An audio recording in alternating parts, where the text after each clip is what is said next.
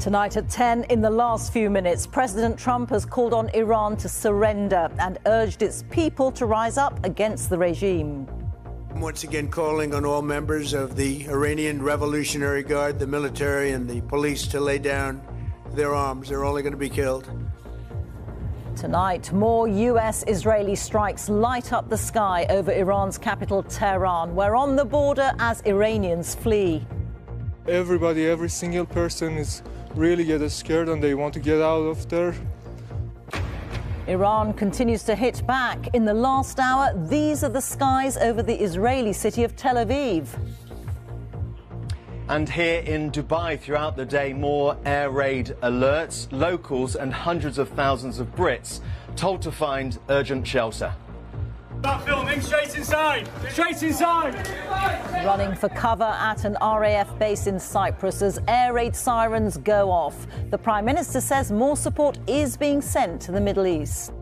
We will do everything we can to protect British lives, uphold British values and safeguard the national interest. In other news, the government is to offer £40,000 to failed asylum seekers if they agree to leave the UK. And Saharan dust is coming our way with the prospect of orange and red sunsets. On BBC London, schools are told they must provide allergy awareness training to all staff. We visit a school in North London where they're ahead of the game.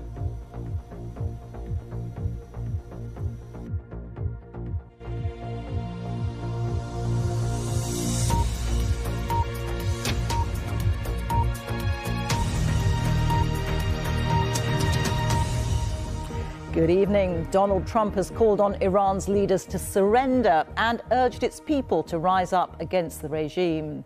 Earlier, the president insisted that he must be involved in selecting Iran's next leader. Today, strikes on Iran by Israel and the US intensified, with reports of explosions in the capital, Tehran. We'll hear from Iranians living under attack. Retaliatory strikes have continued to be launched by Iran against many of its neighbours, which have US air bases, including in Saudi Arabia. And Sir Keir Starmer announced the UK was sending 4 additional Typhoon fighter jets to Qatar, saying the conflict could continue for some time. And the first government-chartered flight for Britons stranded in the Middle East is expected to land in the early hours of the morning. Well, these are all the countries in the region now caught up in this conflict on day 6 of the war. First, let's go straight to Washington and to our correspondent Tom Bateman, who's been listening to President Trump. Tom.